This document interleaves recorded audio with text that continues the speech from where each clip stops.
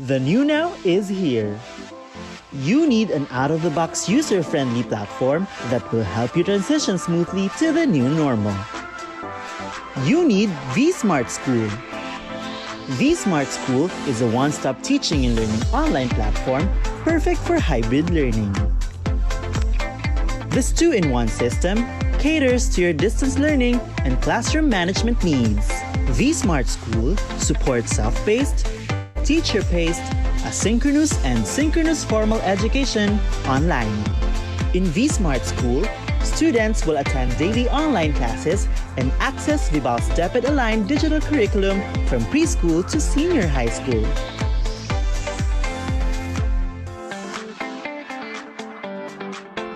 Need content for college? We have them too!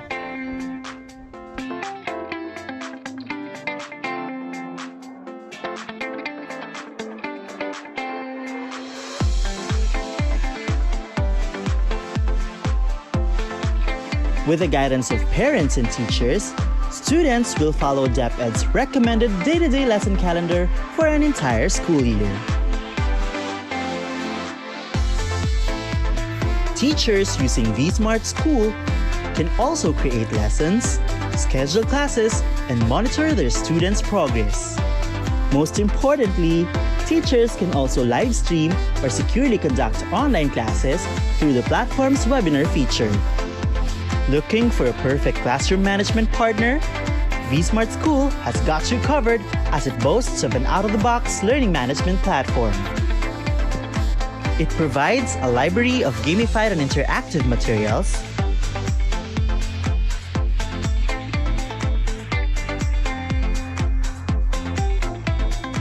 a lesson plan repository mapped to the curriculum,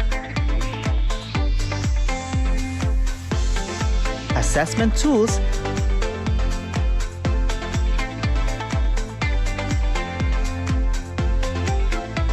and ebooks that feature augmented reality technology. This LMS component of vSmart School is integrated with a learning record system. This means that through the system, teachers and students can track their teaching and learning journey. Not just that, teachers can also monitor students' grades through an electronic grading sheet called Gradebook. And if you need to deploy tests online, you can do so with Test Guru,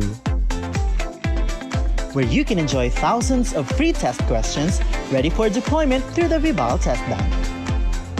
See? All your distance learning needs are here in vSmart School. Packed with curriculum-aligned content, learners' progress reporting, and ebooks that are AR ready, vSmart School goes beyond the traditional classroom experience. The good news is, you can also enjoy the vSmart School experience without the internet connection through its mobile app. Downloadable from Google Play Store and Apple App Store. So what are you waiting for? Start your virtual classroom with vSmart School.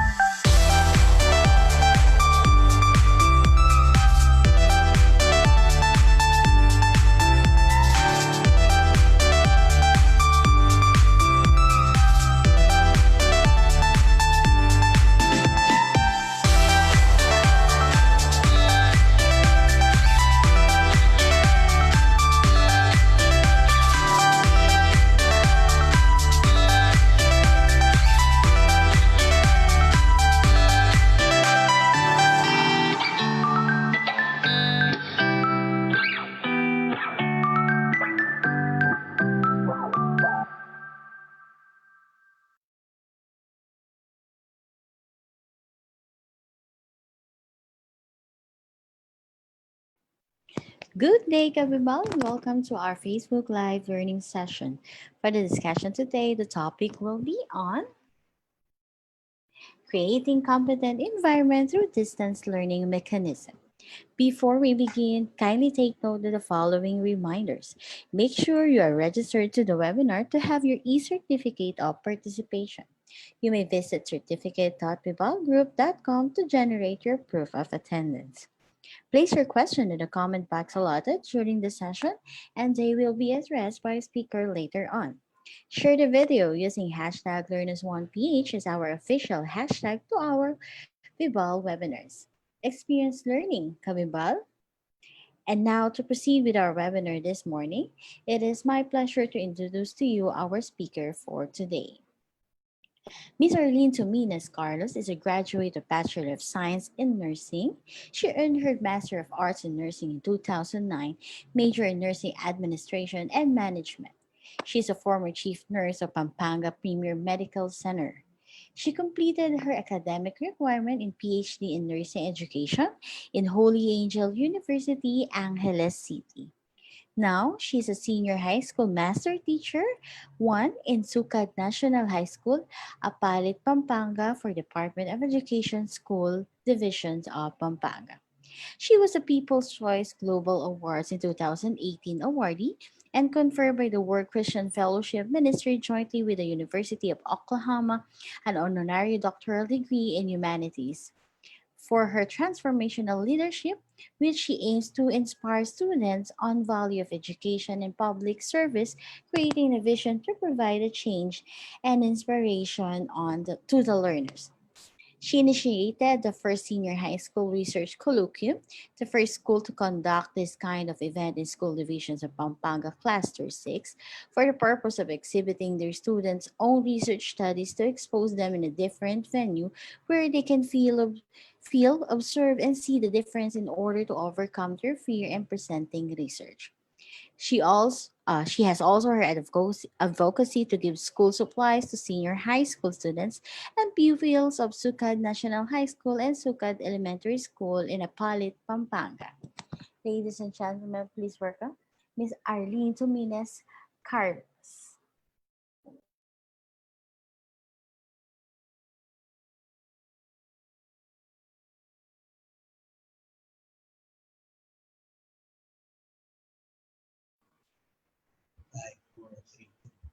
Hello, good morning, Ma'am Michelle. I'm on na po ba? Yes po, ma'am. You may start na po. Good morning, everyone. This is the second day of our webinar series. Thank you, Miss Michelle, for that delightful introduction. Medyo marami na pala tayong accomplishment. Hindi ko na mamalayan.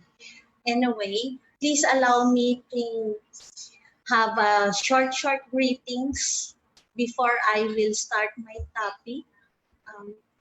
Thank you very much to my family, school family, Sukad National High School, to my teacher friends, Sir Yonilo Capulso, Ma'am Lan Injongo, and Sir Lydia.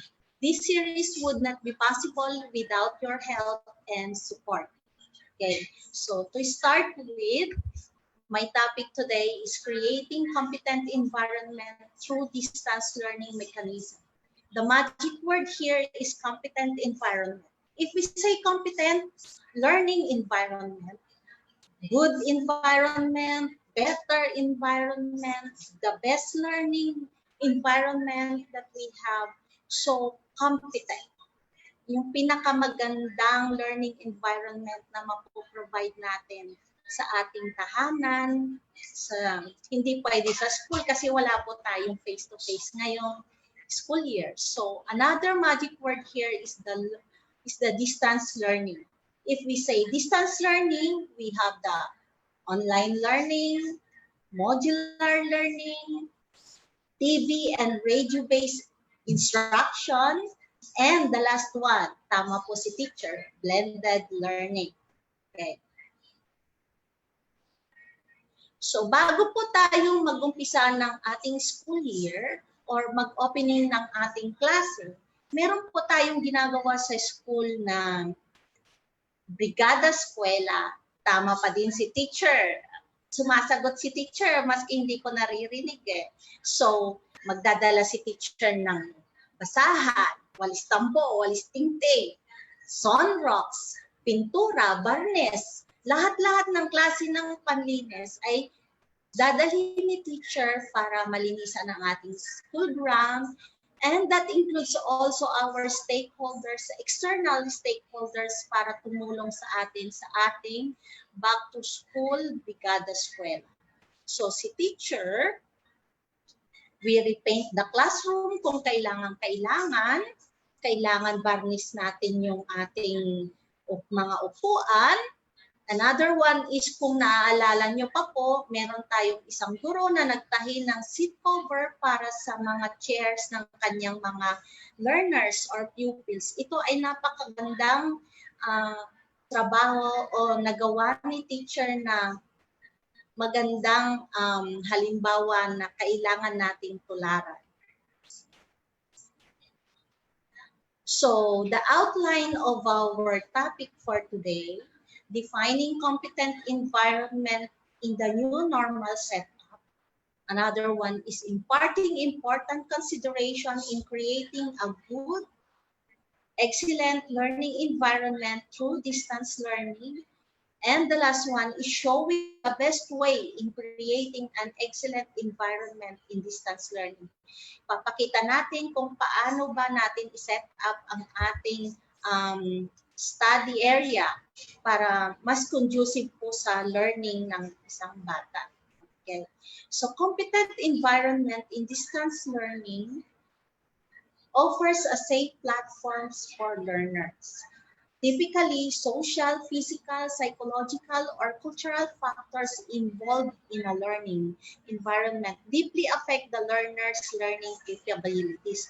Kaya ang ginagawa sa atin din ni DepEd, kailangan ginaguide po niya tayo kung ano yung kailangan nating malaman. So not only for the knowledge, but kailangan din natin i-equip tayo ng skills. So ganun din po tayo sa mga bata. Kaya meron tayong mga dry run na ginagawa sa ating mga school. So teachers are beset by challenges as we come closer to the date of class opening on October 5, 2020. So excited na ba kayo teachers kung na malapit na ang ating class opening? Yung iba, hindi, pero ako excited kasi na may impart ko na yung knowledge ko. Dati, ayaw kong mag-browse sa mga sa mga internet, sa mga Zoom, sa mga emails, or sa mga Google Meet, Messenger. Pero ngayon, parang na-excite na akong i-meet yung mga estudyante kasi gagamit ako ng virtual. So, developing an engaging, competent learning environment for learners, especially in a particular course or subject, is one of the most creative aspects of teaching. The Department of Education, or DepEd, implemented an online resources such as the DepEd Commons website, which already has 8 million users. This is from Better Days by Sani Angara. So, LRMDS, DepEd advocates the adoption and implementation of the Learning Resources Management and Development System, pursuant to the implementing rules and regulation of Republic Act number 9155. So, na-meet natin si LRMDS sa ating, LMD2, na nagkaroon po tayo ng Learning Action Cell. We facilitated the program or the session. Nagkaroon po tayo ng open forum sa mga ating kasamang mga teachers. Okay. So doon po yung LRMDS is one of the portals of DepEd. Another one. Concurrent with this, TV and radio-based solution also be launched areas with limited access to the internet through the implementation of RA 8375, which allots 15 minutes total daily airtime in broadcast network to child-friendly content. So this is an excellent move for DepEd. So nire-reach out po niya talaga ang ating mga learners. So in Region 3, in Schools Division of Pampanga, we have the CLTV 36 Pampanga, we have the Fernandino Kids, which will be aired Monday to Friday, 8 a.m. to 11 a.m. We have also another one from CLTV 36 Pampanga, which is Super K Telescuela. Ito yung sa mga elementary. And we have the schedule na dinidisseminate natin sa ating mga estudyante. Meron din tayo dito na Channel Solar Learning and IBC 30. So not only for Region 3, but for other places in nationwide. So we have also in Isabela, teachers were trained to use these new avenues for education started in the month of July. For this, July pa lang, nag-shooting na si mga teachers para sa televiewing ng kanilang mga scheduled learning.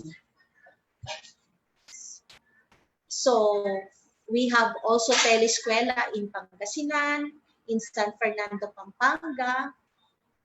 And what are the important considerations in creating a competent learning environment? Teachers, important consideration in creating competent learning environment. So, number one is we have an online safety. It is important to define online safety for students so they can understand what to avoid or report when doing online work for class.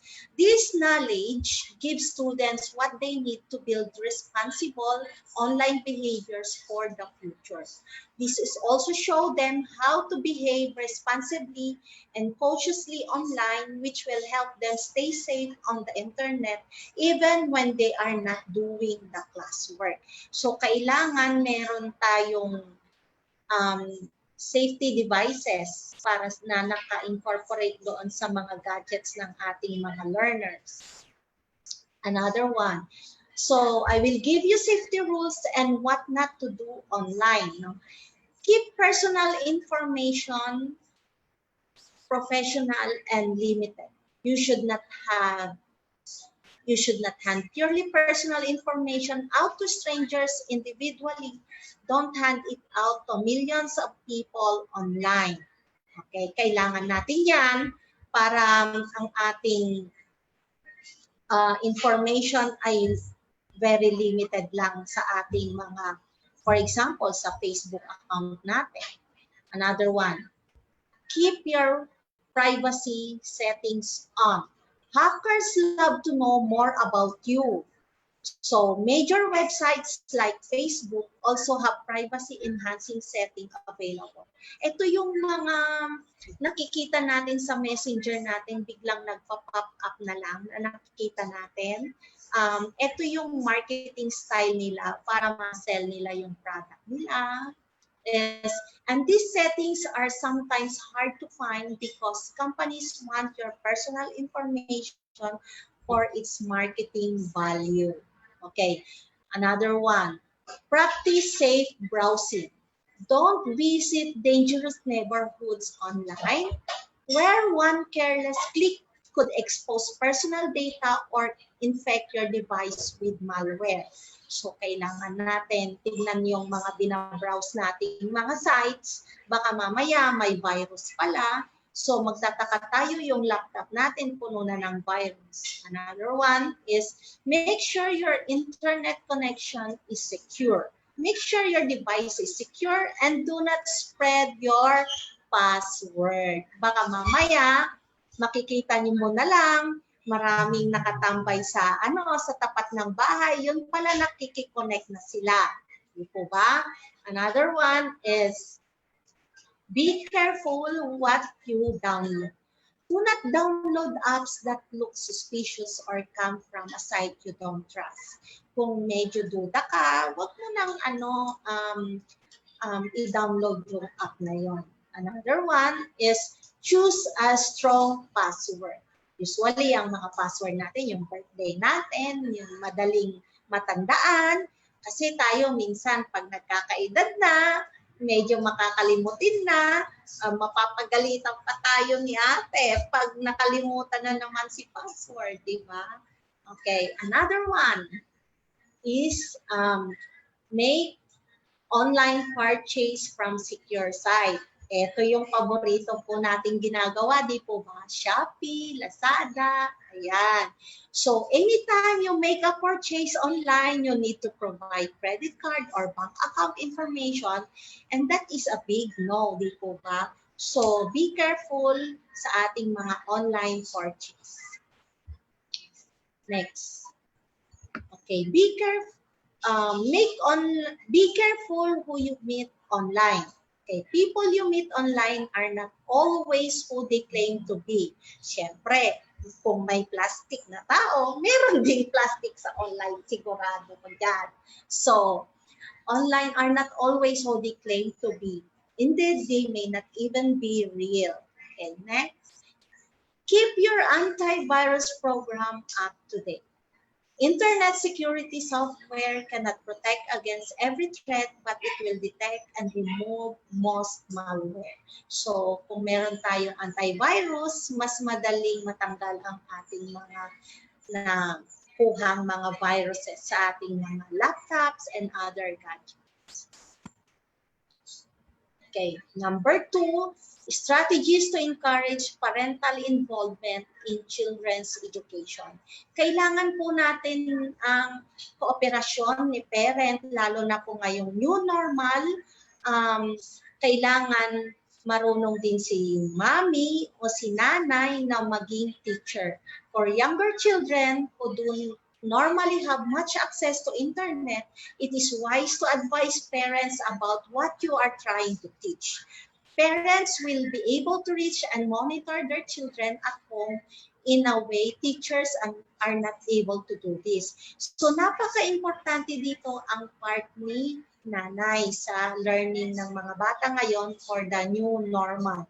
This way, both parent and student learn about being responsible in digital citizen. Provide students with resources. Share websites and videos that they find enjoyable and engaging. Games or videos about being safe online will hold students' attention more than a lecture or reading assignment. Mas gusto nila yung nag-games and nanonood ng videos, di ba? But then, pwede nating mag-share ng mga educational videos, at meron din sigurado tayong mga games na makakatulong sa kanila sa kanilang pag-aaral. Share with your students websites and videos that they will find it enjoyable and engaging. Install a monitoring software on gadgets. Best way to ensure a safe learning environment during distance learning para makampante naman si mama o kaya si daddy na nasa trabaho na ang kanyang anak ay safe sa kanyang ginagawa o kung nasaan siyang website maski iniwan na siya sa loob ng bahay. Be available to talk. As always, communication is still very important asset for students. Whether by Zoom, email, or Messenger, make sure you have time available for students to ask questions. Ito yung time na naalala ko yung anak ko, sabi niya, "Ma, ano ito? Anong isasagot ko dito?" Sabi ko. Siyempre, may ginagawa din si mama. So, minsan, hindi ko masyadong nai-entertain si bunso. Kaya kailangan talagang mag-set tayo ng time para sa ating mga anak. So, meron din akong kilala na talagang iniwan po niya yung kanyang trabaho para lang maatinan sa ang kanyang anak, para matutukan niya daw ang kanyang anak. So, I know you are watching. Okay. It is important that students have an adult to talk about worries online. This might keep them out of dangerous situation.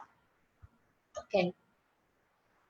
So, what would it be like to have a competent environment in distance learning?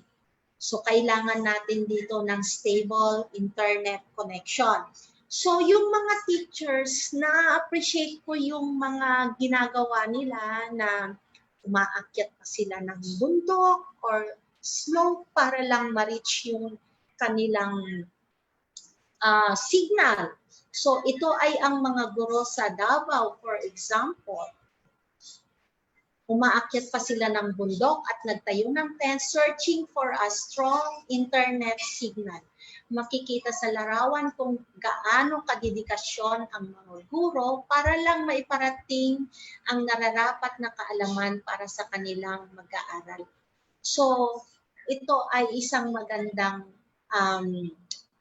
nagawa ni guro para lang ma-impart yung kanilang module o kaya yung mga lesson sa mga estudyante. Gumagawa talaga sila ng paraan. So, na-appreciate din naman ni DepEd kung ano yung mga extra works na ginagawa ni teachers. So, nakikita din nila tayo kung ano yung mga ginagawa natin. So, hindi kompleto ang lecture ni Ma'am Arlene kung walang funny jokes. Kung noon, no classes kapag may signal number 2 o kaya signal number 3. Walang pasok ngayon kung walang signal. Di po ba? Parang baliktad. So, normal, new normal. Joke lang po. Okay. So, for comfortable workspace, kailangan natin ito, pinapakita po natin ang ating conducive learning environment. Dapat meron tayong isang komportableng portion ng ating bahay na doon po natin ilalagay ang ating gadget, ang ating mga kailangan, may ballpen, may papel, may notebook, na anytime na kailangan natin ay nandyan lang sa malapit para lahat ay magaan para sa ating mga kilos, sa ating mga learning aspect. But then, teacher, paano kung isang ordinaryong pamilya lang po kami? Wala po kaming magandang lugar na katulad ng pinapakita ninyo. For example, so online class, meron kang isang malinis na table, nandun si learner, nandun si bunso, nandun si ate. You provided the gadget, cellphone, laptop, or whatever, tablet. Ayan. So, napakadaling matuto ang mga mag-aaral kung may kooperasyon also ang bawat miyembro ng pamilya. So, dito natin makikita, ayan, yung setup po ng isang ordinaryong bahay na meron siyang specific na gagamiting table for learning. So, kung 3 ang anak mo, ayan, makikita isang maayos, malinis, may gamit na madali lang abutin. Okay. So, another example. Okay. So, stay away from distractions. So, habang gumagawa tayo ng ating lesson, please concentrate on our lesson. Kasi kung meron siyang tutut, meron siyang message sa ano, so kailangan nating i-concentrate ang ating ginagawa. So modern life is full of distractions and some of them can have a negative effect on our ability to concentrate when studying. Today, it is harder than ever for students to stay focused during class or in the library. So smartphones and social media have made it almost impossible to avoid. Multitasking has become the norm. So habang nagluluto si nanay, may nakikinig siya ng webinar ng Bibal. Ginagawa ko din po yun. So, kailangan yung distractions natin, hindi siya magkakaroon ng negative effect, lalo na sa mga bata o sa mga learners po natin. So, kung kailangan, pag nagtuturo na tayo online, kailangan nakikita natin sila on camera. Huwag yung hayaan natin silang mag-off cam, we don't know, wala na po pala sila doon, or hindi na pala sila nakikinig. And that is another type of distraction. So, know your learning style. Discover your learning style. Each person has different learning preferences and styles that benefit them. Some may find they even have a dominant learning style, others that they prefer different learning styles in different circumstances. There is no right or wrong answer to which learning style is best for you, or mix of learning styles. Ano-ano po ba yung mga learning style natin? So, meron tayong style na mas gusto nating nag-aaral na nakahiga tayo. Mas gusto nating nag-aaral na nakaupo tayo, just like this.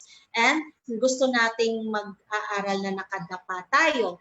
So, may mga iba-iba po tayong mga learning style na gusto. So, hayaan lang po natin yung ating mga mag-aaral o mga learners kung ano yung preference po nila sa kanilang learning style. By discovering and better understanding your own learning style, you can employ techniques that will improve the rate and quality of your learning.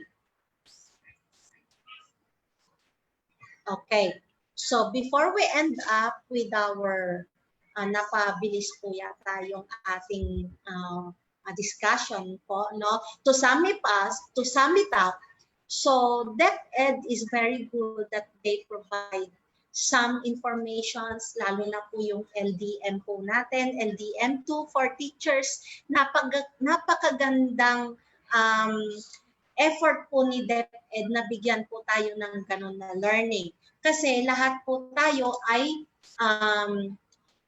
natututo. So only ang gagawin natin is magbasa.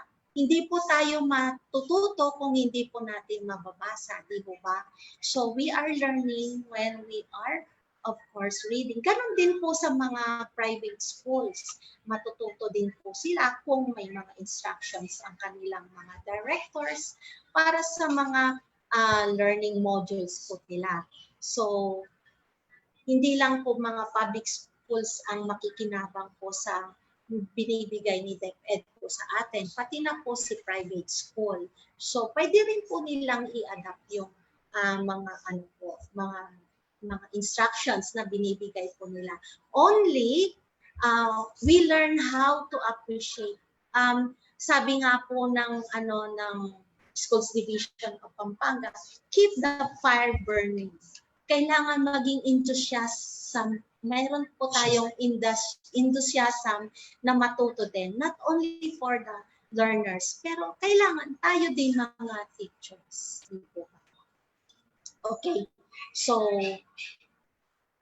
that's all for now. Thank you, Miss Michelle. Thank you, Bibal Group, for accommodating me for your slot, for your webinar series. Thank you very much. Thank you po, Ms. Arlene. I will proceed po to the question and answer. I think we can cater a lot of questions today since we finished earlier po. No? So the first one is from Ms. Teresa Dominguez. How can we enhance teaching skills po in using social media in distance learning? Okay, we can enhance our skills in distance learning. I-try po natin na gamitin po. For example, yung skill po natin dapat marunong tayo. Gamitin po natin, pinaka-friendly. For sa experience ko po, no? Pinaka-friendly po yung messenger po. So mag-ano lang po tayo. Mag-practice po. Ang ginawa ko po kasi nung una, sir, sabi ko, i-ano kita ha, magsisend ako sa iyo ng link, tapos i-accept mo, tapos magsasalita ako, sabi ko. Tignan mo kung paano ako mag-deliver. So, another practice yun. Another one is we can enhance our skills in watching videos sa YouTube. Nung una, hindi ko naman po talaga alam kung ano yung i-click ko, dito ba, saan ba part ng Facebook ko i-click. Then later on po, through groupings din po ng mga teachers, nagpapalitan po kami ng ng mga experiences namin. Then pina-practice. Don't be afraid to practice po para yung confidence po natin na alam ko na to. Ganun. So pag nakapag-practice po natin, once lang po i-try ninyo, effective po siya. Promise. Thank you po, ma'am. The next question po is from Miss Ana Torres. Any tips po on how we can assist parents in assisting their children? Okay. So, tips po for assisting the parents, kailangan, number 1, meron tayong GC sa mga learners, di ba? Meron din po dapat tayong GC sa mga parents. Kailangan po natin yon kasi si DepEd, nagbigay po siya ng individual monitoring, di ba?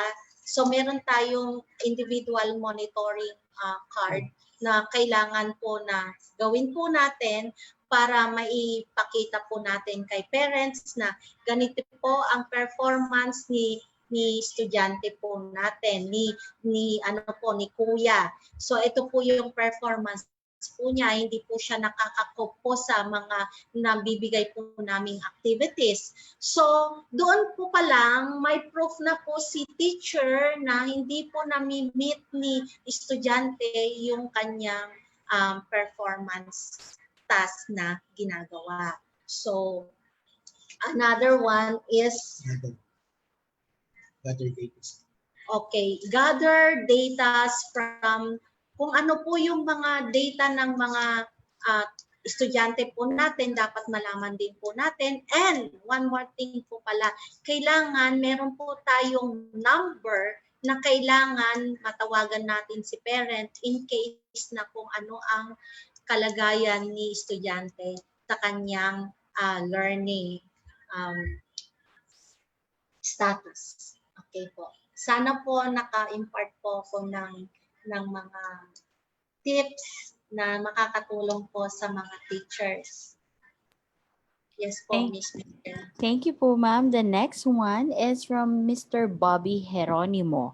As a parent, paano po ba natin matutulungan ang ating mga anak pagdating sa stress dulot ng distance learning? Nung una po, nai-stress din po talaga ako. Tsaka lalo na pag stress ako, damay-damay. Nung mag-i-stressin po si nanay, madadamay po lahat ng miyembro ng pamilya. But then, ang ginawa ko po, kailangan remind lagi si bunso o si kuya o si ate na meron siyang naka-schedule na teleskwela. Kasi binibigay po namin sa mga learners po namin yung mga schedule para sa aming mga teleskwela sa CLTV 36, IBC 13, Solar Learning. So yung po yung mga channel na available po sa mga learning po ng estudyante. Another tip po, give time to talk to your child. Importante po na ano ba ang problema? Lagi ko na lang nire-remind. Nakaka-relate po ako kasi ganon din po ako sa bunso ko. Kaya nire-remind ko siya lagi na sabi pa nga niya, ma, hindi pa ako nakaligo pero na-meet ko na si teacher ko. Bakit ka hindi naligo? Sabi ko, nakakaya naman sa kanya. Kilala ko pa naman si teacher. Sabi ko, hindi kasi noo ko lang naman yung nakikita niya, sabi niya. So, puro noon na lang pala yung nakikita ni teacher. But then, napaka-importante yung communication po kay Bunso. Kasi nalalaman niyo po kung ano po ang nangyayari sa kanya. For that, nawawala po yung stress natin na hindi pala okay lang pala na mag-distance learning. Maski na anong klase pong distance learning, whether online, modular, blended, TV, radio, okay lang po yan. Natututo po sila kasi yung isang pamangkin ko po, nanonood lang. Tapos paulit-ulit sa umaga, tapos sa gabi ulit bago siya matulog. Natututo po siya. Yes, Miss Michelle. Meron pa Thank po. you po. Yes, we still have questions, ma'am, from Miss Zenaida Cruz. How can we motivate teachers to be at their best and not to give up despite the tons of workload that they have now, especially that we are using different learning modalities?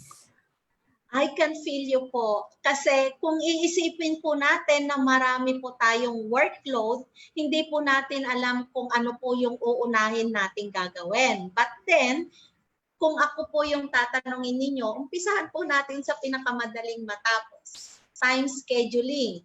So, unahin ko po yung pinakamadaling matapos, pahirap ng pahirap. So, pagdating po naman sa mga, siyempre, pag nasa bahay po tayo, hindi po maiwasan na maiba po tayong trabaho. Pero, I believe po, ang mga teachers talagang the best po sa multitasking. So, madali po silang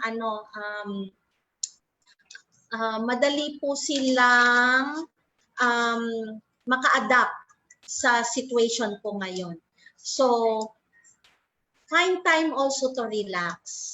If you feel exhausted, mag-relax naman po, katulad po ng tingin ka muna, makinig ng music, napaka-importante po siya, nakakatulong po siya.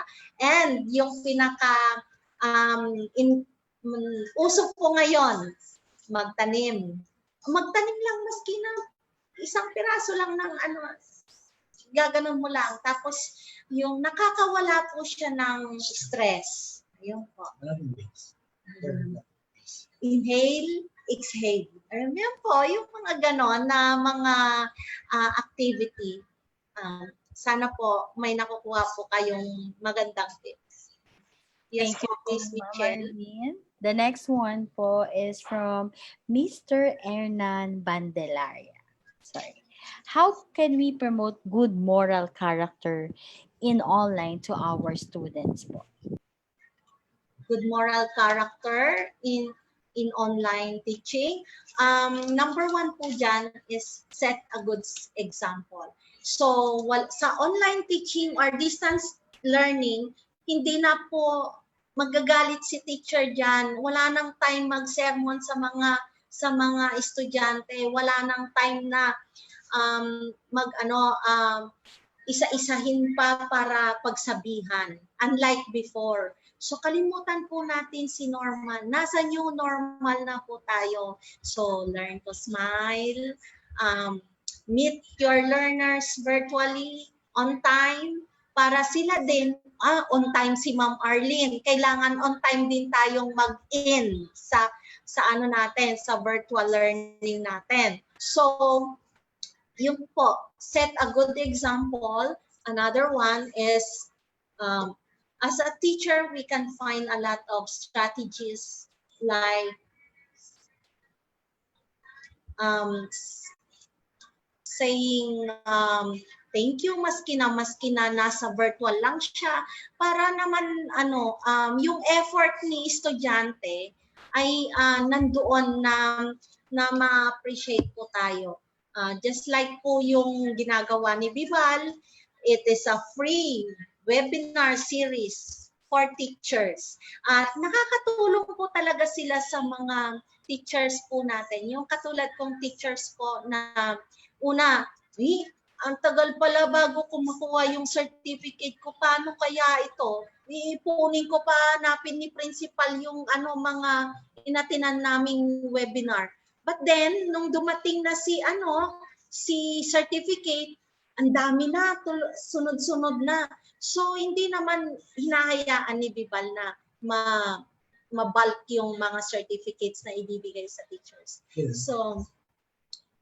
So ayun po, sana yung good moral character na may i-impart natin sa ating estudyante is set a very good example, and a very, very short time po bago natin, if you are on online learning, a short time po na i-insert mo lang po ang reflection, yung mga ganun po, o kaya yung quotations, yung ganun po.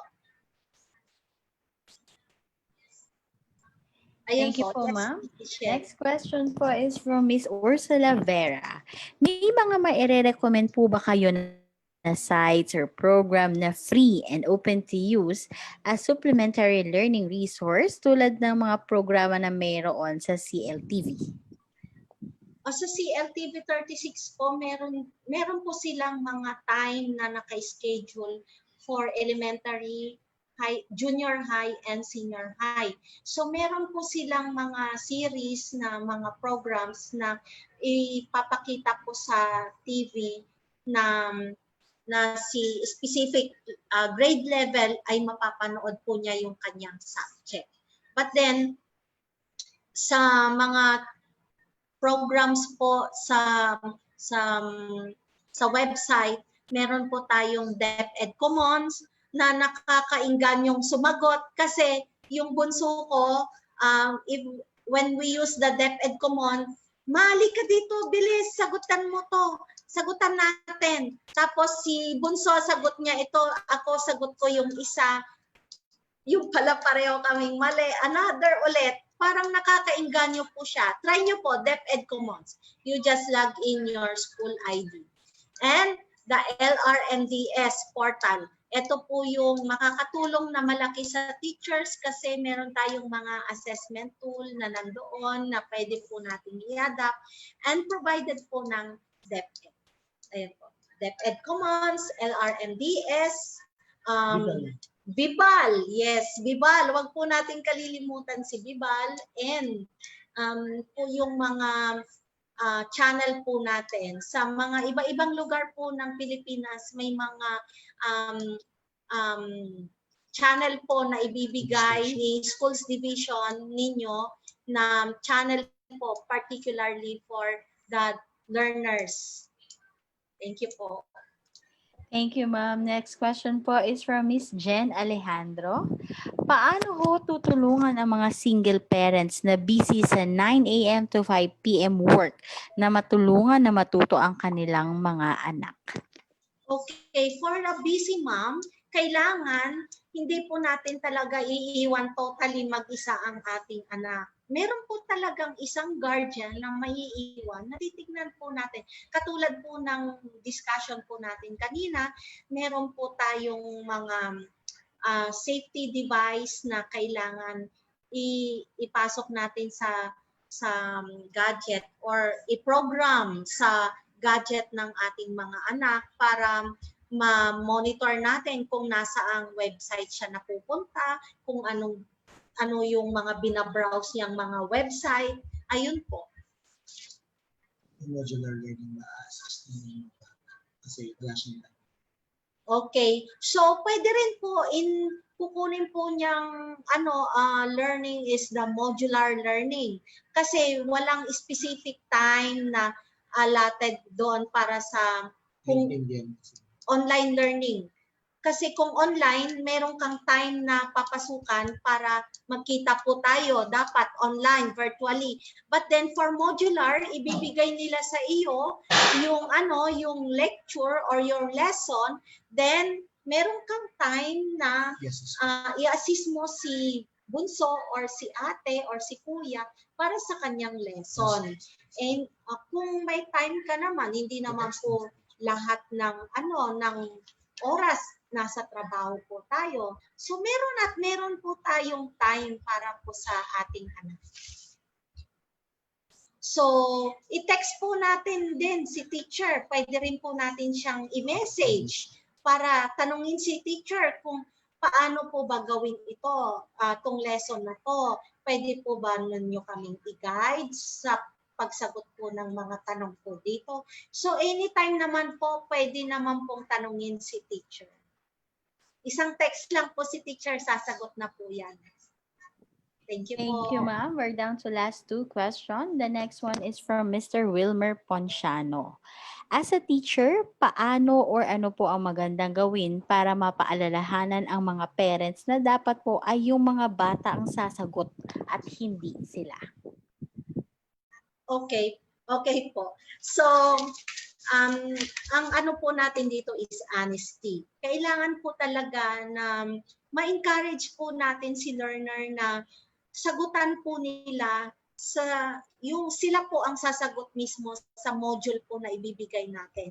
Dahil kailangan i-impart natin sa kanila na sila din po ang makaka-gain po ng knowledge pag sila din po ang sasagot sa mga modules po natin. Kasi po, ang communication naman po ay maraming way para ma-reach out po natin si learner. So, kailangan talagang kausapin din ni parent si learner para ano ba ang kanyang difficulty, na ano pa yung mahirap na sagutan na part sa module. Ayun po. So, pwede nilang pag-usapan naman ni parent tsaka ni learner. Pero yung solo na sasagutin ni learner yung module, syempre po hindi po niya magagawa yun talaga. So kailangan po natin partner po tayo, si teacher, parent, and si learner po ang kailangan po doon. Yes po, Miss Michelle. Thank you po, ma'am. For our last question is from Mr. Francisco Aragon.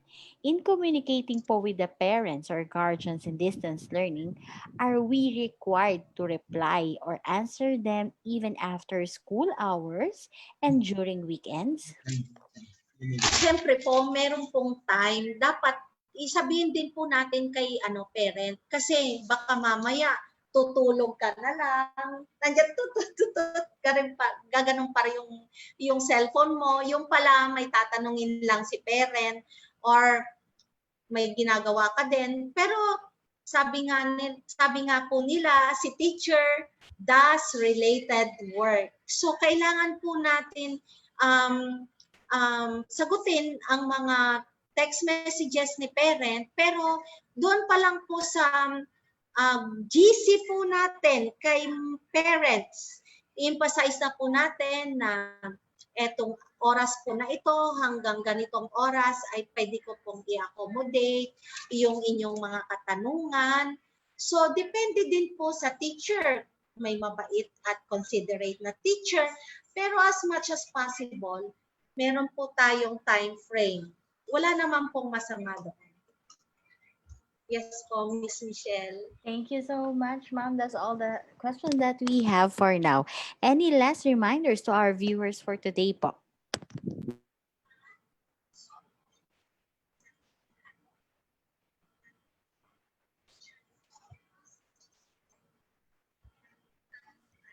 Any last reminders po, ma'am, for our viewers for today? Okay. So, for our viewers, especially the teachers, keep the fire burning. Kailangan po nating maging enthusiastic po lagi. Every day is a challenge. So panibagong araw na naman po, wag po nating isipin yung marami na namang gagawin. Wag pong ganon. Nung una, ganon talaga ako. But then, syempre, gusto ko ding matuto. Syempre, hindi naman po tayo bumabata, pero gusto ko pa rin matuto. Nandun yung enthusiasm na matuto ng bago, lalo na kasabayan mo yung mga bagong teachers. Ang gagaling ng mga yan. So, sabi ko nga, kung ako yung leader sa school, gusto ko lahat ng teacher performer, sabi ko. Pero, syempre, hindi po natin kontrolado si teachers. Napaka-importante po ng makibagay din po tayo at kailangan makisama Pero kung sa trabaho lang din talaga, kailangan set a good example. Kailangan po talaga na kaya mong maging isang leader sa school, maski na po isang ordinaryong teacher lang po tayo. Thank you po. There we have it. In behalf of Ibal Group Incorporated, I would like to thank you, Ma'am, for being our speaker for today for this insightful and inspiring learning session. It is an honor to have you with us today, Ma'am. And all our Kavibal viewers, all thanks to you for your continuous patronage to our Dirty Learning session. We encourage you to subscribe and watch on our official Vibal Facebook page and YouTube channel. Muli maraming salamat at magandang araw sa ating lahat. Goodbye everyone and stay safe. Okay po.